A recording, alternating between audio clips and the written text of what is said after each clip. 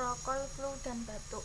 Prokol flu dan batuk adalah obat untuk meringankan gejala flu disertai batuk tidak berdahak. Dalam satu kaplet prokol flu dan batuk mengandung paracetamol, dextrometorphan HBr, dan phenylephrine HCl.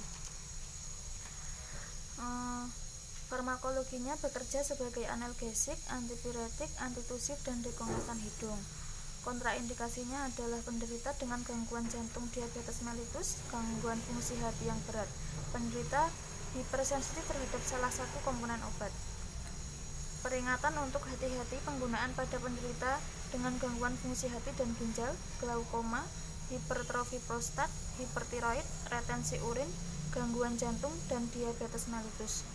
Tidak dianjurkan penggunaan pada anak usia di bawah 6 tahun, wanita hamil, dan menyusui kecuali atas petunjuk dokter. Hati-hati untuk penderita debil dan hipoksia atau kekurangan oksigen. Penggunaan pada penderita yang mengonsumsi alkohol dapat meningkatkan resiko kerusakan fungsi hati.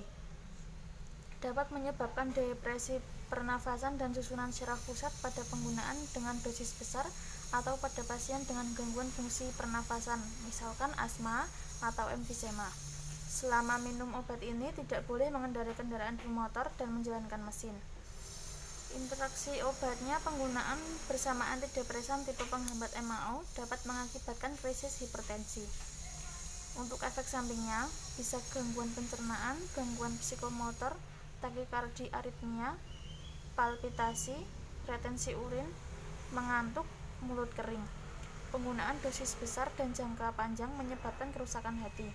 Bisa juga sakit kepala, insomnia, eksitasi, gelisah, tremor, dan sulit berkemih.